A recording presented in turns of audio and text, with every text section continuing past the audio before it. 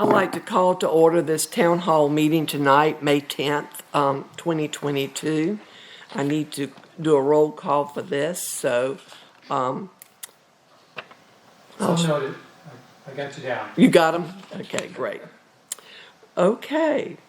Our purpose of this town hall meeting is to discuss front yard parking on residential properties in Nashville and receive feedback on how to best address the matter. Now, do we have people signed up to speak? No paper there. It's just a town hall meeting. Okay, so would anybody like to speak? Please come to the podium. Come to the state your podium. name, And tell us your name and let us hear your thoughts. Well, mine's not on this. Mine's on something else. Can I still talk about something else? I don't think so when we've got a topic. Oh, Special call just. Yeah, because this is a special call just for the parking. Yeah. But you're welcome to stay and listen and then come to our next meeting to speak. Just state your name and Good evening. good evening. My name is George Jeffries. I stay at 501 Indian Trail in Nashville. I have some mixed emotion about this. We have an issue out there in our neighborhood also, but it's somewhat different. But I'll start with this first. I got a neighbor that stays in the front of me. It's two of them that drives, and they have 6 vehicles. Just by happening, they have a cement drive that they can put them all within the driveway.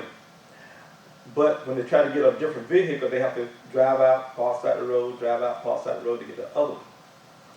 My question is, if they decide to park 3 of those vehicles in their yard to keep from having to back out all of them to try to get the one vehicle they want and just leave it in the yard, say a week, and who's to say they can't do it? We may not like it, but who's to say they shouldn't do it or can't do it? They pay their taxes, they have the insurance on them, the taxes on them. So if they want to do that, what reason couldn't they do it? With your particular case, they are parked on cement, Yes, on paved driveway. on paved driveway, yeah. But if they want to Park, park in the yard, who said it? who's to say they can't do it? The issue we have is that the guy have a lot of large vehicles. He have a wrecker, he have a rollback, have a tractor, the tractor trailer, not the truck, just the tractor part, and a couple of other vehicles. But we thinking he's using it, he got a garage back there, he's using it to work on vehicles. That's a little bit different. And the neighbors are afraid of all the stuff. He's trying to park it all in the backyard now. His backyard is adjacent to another neighbor's backyard. So if they complain, my thing is, if it's yours, you have, tags on it, you pay your taxes, the neighbors may not like it, but who's to say they can't do it? Well, George, right now, they're parked in the driveway in cement. Yes, they are. Mm-hmm. Did they ever park in the yard? On a particular occasion, they got friends coming up, something like that. Or they have on the side of my house. They bring 2 or 3 of their vehicles just park on the side of my driveway, side of my yard actually. And but like I said, if they decided to put 3 of them in their yard to get that one vehicle out for the rest of the week, who to say they can't do it? Thank you, George, for your input. Anybody else? Name and address.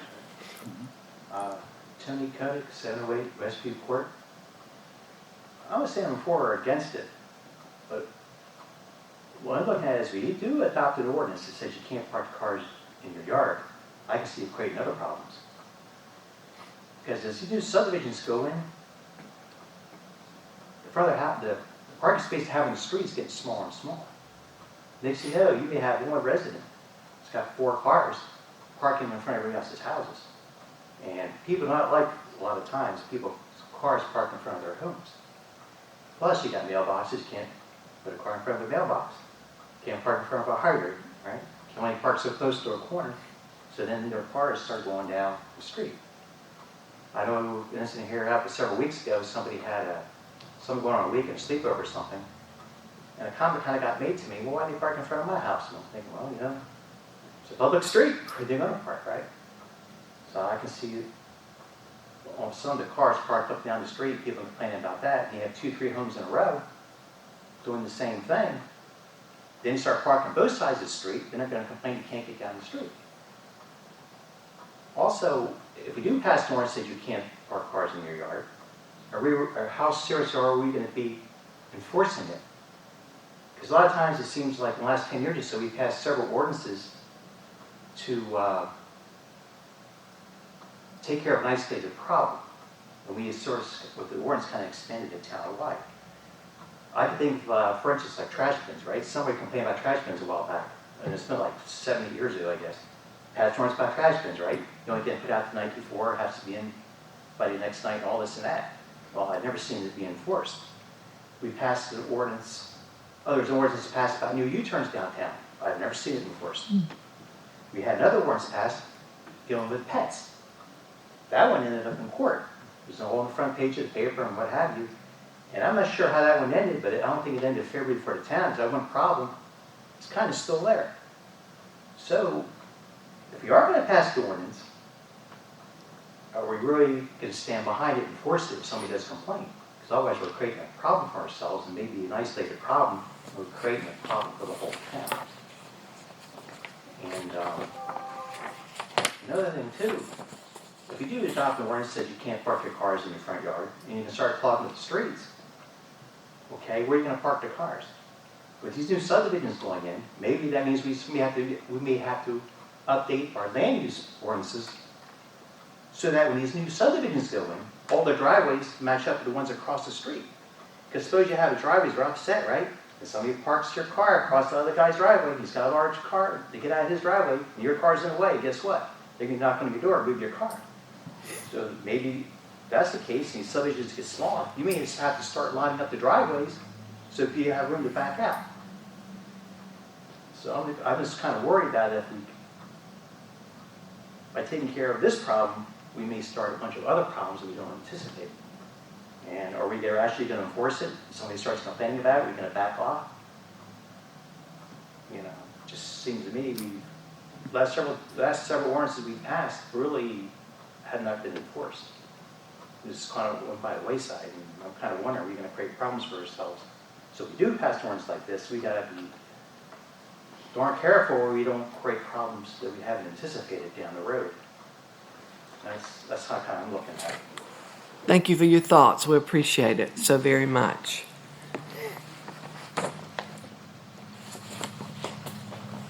Since I'm here, I can give my opinion on it. Okay. Virginia Bazinski, 400 East Church Street.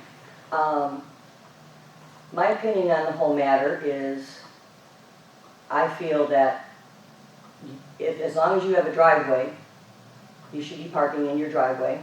I mean, I have neighbors who have gravel driveways, and they have gravel, area marked out where they can park their cars.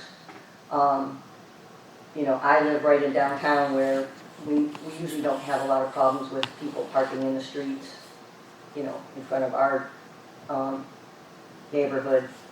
But,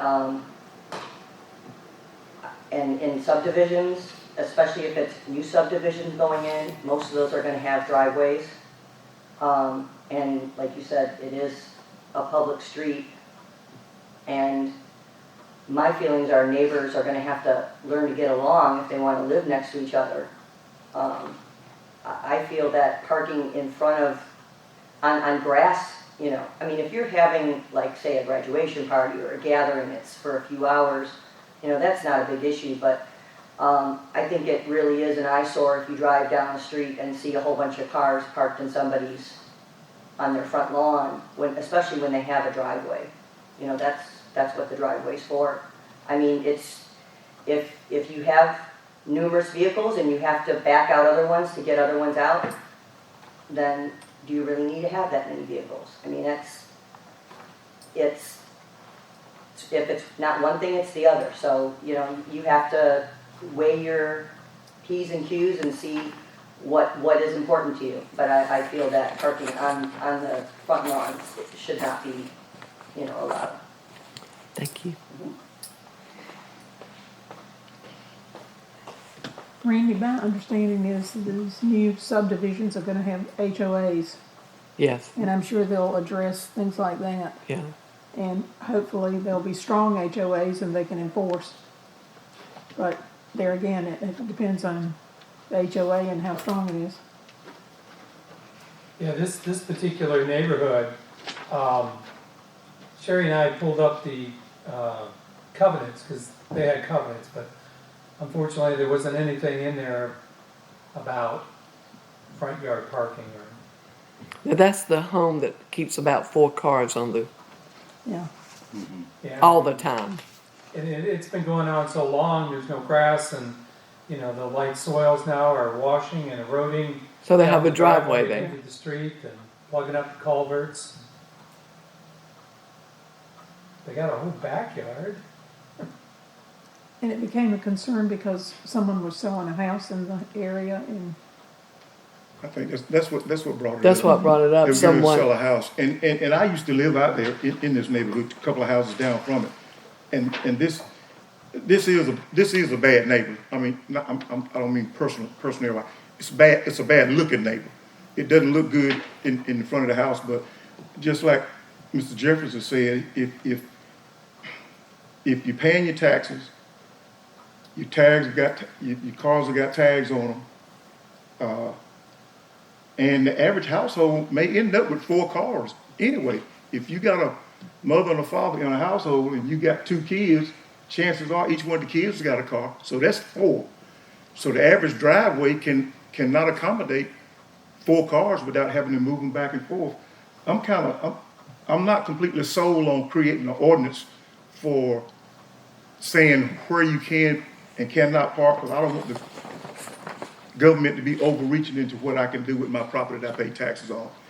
But I do think, I wish we could come up with another way to eliminate this problem, because this is, I would hope my neighbor would be more considerate than to have this in the yard like that, That does look bad, and it does bring down the value of, say, the house next door is trying to be sold. I wouldn't want to buy it if I knew it's gonna be out there.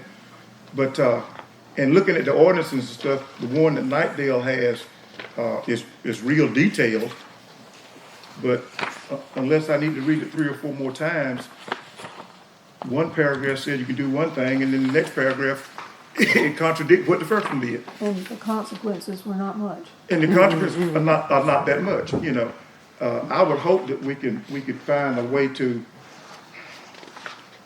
be neighborly and go to this person. And I think this house in question here is a rental property, I do believe. So, Randy, did we ever verify whether or not that was a rental property? Yeah, it is. The owner lives in Brattleboro, and Okay. the people who live there have a different last name Yeah. completely. I would hope we could start out at least by contacting the property owner and say, look, we've got complaints about one of your properties about so and so and so, and we'd appreciate it if you try to take care of it. Hopefully that would solve it, but I'm not completely convinced that we need to pass an ordinance because we got a complaint on one house and we're gonna pass an ordinance that's gonna affect everybody that lives within the town limits of Nashville. We may fix one can of worms and open another can, like this gentleman said. So that's my 2 cents. any other thoughts, Louise? Okay. I was checking Raleigh. I know they have an ordinance also. And it states that 40% of your yard can be used for driveway and parking. 40%. But it must be concrete, Parks are- asphalt, Asphalt. pavers, or 4 inches of gravel with borders. And I think that came about as a result of kids parking on residential property as a result of when they were going to state college. Mm-hmm. There's homes in Nashville that you can't park in front of your house because there's no parking zone. Like, you can't park in front of your house anyway. You have no choice but to park in your driveway, in your lawn. You mean on-street parking? Yeah, there's no, it's ready, so you couldn't park there anyway. And you have some streets, like Cross Street comes to mind. There's a farm store on Cross Street. Now, I don't think it's a no parking zone, but you let one car park on that street around 3 o'clock in the afternoon, you got a problem. So they don't park on the street, they'll park in the yard a little bit, or they'll park in, across the street where the fertilizer's place used to be, that road, or somebody else's property, you know what I'm saying? Nobody's ever complained about it. So they're better off parking in their yard temporarily than parking on the street. They're doing everybody a favor. Well, on Church Street, when it narrows, going around the curve to Walgreens, we had to put no parking signs because people were parking there, and that was a hazard. The street is very narrow, there's no curbing, And there's it's no a room curve, for and it's a error. curve there. But they still park when they want to, especially people who are doing lawns. And I had the children playing signs put up out there because you come around that curve, and that part of the street, well, none of Church Street is got center lines. Right. And when you're going around that curve, 99% of the time, the car that you're meeting is on your side of the street. It's a leap of faith. Yeah, it is. Well, a lot of our traffic laws you have in town on the books really just never get enforced, like downtown. It's on the books, no U-turns. I've never known that to ever be enforced, and they're becoming a big problem, is U-turns downtown. I just saw an incident here about a month and a half ago when two women came to blows. Well, in the driver's education book of yore, that was a given. But in today's world, people don't get it. But they want to take out parking space. Yeah. So that's the thing, we're here we are talking about maybe passing another ordinance. It's really, in the long run, really, it's just isolated instances. We're going to pass ordinance for the whole town, but we've passed ordinances in the past for isolated instances, and the ordinances have gone nowhere. And say like this one about the pets got us in court, and I don't think it ended up well for the town because the problem never got solved. We have an ordinance on the books, which now is not getting enforced. I'm not saying it should be enforced, but the thing is, we put it on the books, right? And then we don't enforce them. So I got a feeling this one here's going to put a whole can of worms. And another thing too, with our police force, it's the way it is. I'd rather them keep our town That's safe. the thing too. If you didn't Then- enforce all these rules, you'd shut them down. Lynn, did you have anything you'd like to comment Well, on? One concern I have, if we based it on anything similar to what we have here, like Knightdale's, when you start talking about not allowing any parking on natural surfaces, I mean, I'm thinking about, I don't know whether we would grandfather people in or how you would do that, but I'm sure there are probably some homes that did not, for whatever reasons, the homes weren't built with paved drives. And there would be a lot of added expense to those homeowners if they then would be required to go back and put in a impervious surface. I admit this is an eyesore, but I'm not sure how this could be enforced because It's it would their be nice property. it would be nice if someone could approach these individuals and just ask. But the bottom line is, I don't see with them owning the property how it could be enforced. Now, if it's a rental property and you have any leeway through the owner, possibly, but I'm not sure it's going to be. I think that's the best approach, go to the landlord. Yeah, I Just think- like the house across from the gym on Green Street. The Go car- directly to him and see what's going on there, yeah. I think that'd be the best start anyway. To start from there, see what we can do. I think, let's say if the guy got a truck, and got a boat, and he still got 4 vehicles, and he'll park 2 of them in the driveway because of the boat and the truck, and then park 2 on the street in a subdivision. Then your neighbor across the street got the same thing, and he parked 2 almost adjacent to your 2. All of a sudden, you can't get between them. Can't get between them. A clock. And then too, a lot of people with recreational vehicles, they may not, which is a small expense, their gates to get to their backyard may not be wide enough to get a boat through it to put it in the backyard. So you see a lot of them got them parked up, backed up against the garage in the front yard. So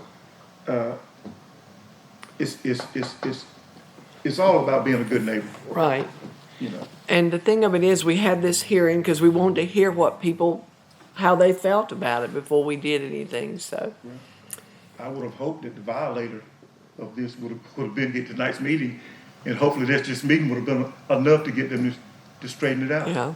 But like I said, if nobody's gone to them and said anything, then they may not realize that they're creating problems. That they're irritating their neighbor. They're not irritating their neighbors, that's right. And this this particular, I mean, when you're looking at it, they could easily fit some of those cars in the driveway. Oh, yeah. I mean, it could be also recommended that if it's a rental property, the owner could even try to widen some of that driveway for them.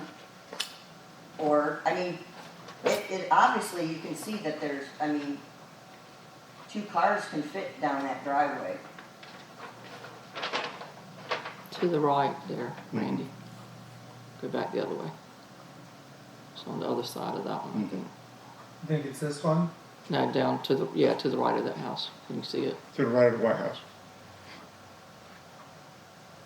Well, okay, I don't know where the cars go. Maybe that's the current picture. Well, see, if you go by there during the middle of the day, as I can recall, all these cars are not there. I mean, you got maybe 1 or 2 cars still left in the driveway, so that tells me they're driving these vehicles daily. But when it comes, I'd be willing to bet if you go by there right now, the yard is full of cars. It looks like a darn car lot. And you really don't notice it until you look at it when all the cars are in the yard. I mean, And you know, you probably wouldn't even notice it unless you wanted to sell your house. You know, well, nobody has noticed it so far. they wanted to because sell their house, This, and didn't, this the people didn't wouldn't just buy it start. when they. Well, being a new homeowner in here, I would not have bought. That Right. would have been a huge deterrent to me. Right. It would. Because I can tell what neighborhood this is, and I'm new to the area, but I can tell where this is, and it's normally a fairly nice area. But then to see that, I mean, that would deter me right off the bat. I would be like, no, I don't want to live next to someone that's got a whole bunch of cars parked in front of their house. And I think the neighbors have been very generous. They have. They Mr. have. Jen, you don't see the picture that we've got here, but this is a nice neighborhood, and this is the only house out there that has this problem. But I think maybe if we contact the owner. landowner, the actual owner, and just tell him, I think that I agree that might be the best way to go, because I do sort of have a problem telling people that pay taxes on the vehicles and on their land where you can't park. But and I'd have to say, with just one doing this out of all of them, there's one other place, you know, that maybe we can handle it by just having a good, decent dialogue. I think we already aware of the house on Green Street. That's been before the council several times, I think. About cars? It's right across from the gym. And Right beside the gym. Beside the apartments, So outside the apartments. like Joyner Apartments, Joyner Street Apartments. I hadn't been down there in so long. And it's almost like somebody's working on vehicles. Or a sales lot, something like Okay. that. Well, this is not what the meeting's called for, but Mr. Jeffers brought up two instances. And there is a residence down the street from him, and I rode through there and I've seen it. He's got a record, he's got a rollback, he's got a big truck, he's got some of everything else. Yep. And I do think, Randy, we probably need to look at him, because I think he's running a garage in the A backyard. business. He's running a business, Yeah, that neat. and that needs to be taken care And of. that's stuff where we need to put our energy. Right. Well, where's that at, George? 3 houses down from here. Is it 5? 525. Oh, you need to put them down.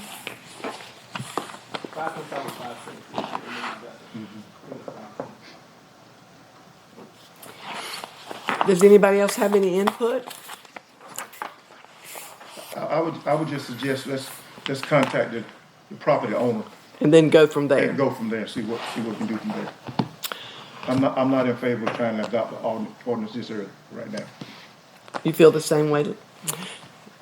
Well, if not, we thank you so much for your input, and we'll just call the meeting adjourned.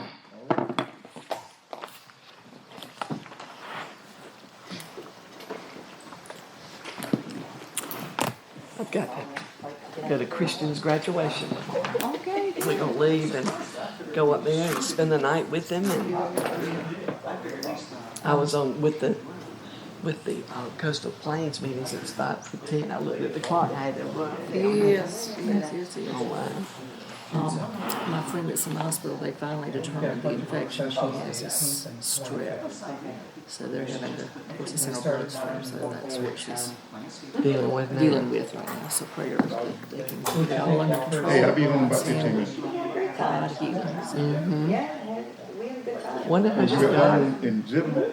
I wish the weather would have been. Okay, the we can immune talk about Oh, well, system. true, you can get anything. She's got a 6-year-old grandson. I mean, children tend to That's carry all fine. kinds of Oh, they things do. potentially. I'm They not should. saying that's how, possibly. Well, y'all have a good rest of the week. You too, and safe travels. Thank you. Enjoy your. Where you going, Mayor? I'm going to my little grandson's college graduation, his master's. In where? Well, it's, what is it, George Mason University? Okay, okay. And then he got a full ride to get his doctorate at the University of Georgia. All right. And this is my little grandson that got into drugs. 3 of his buddies overdosed. My knees are raw. Pray for that boy. I know. So I am just so happy that he's really got it around. That he's caught himself. Amen. All right.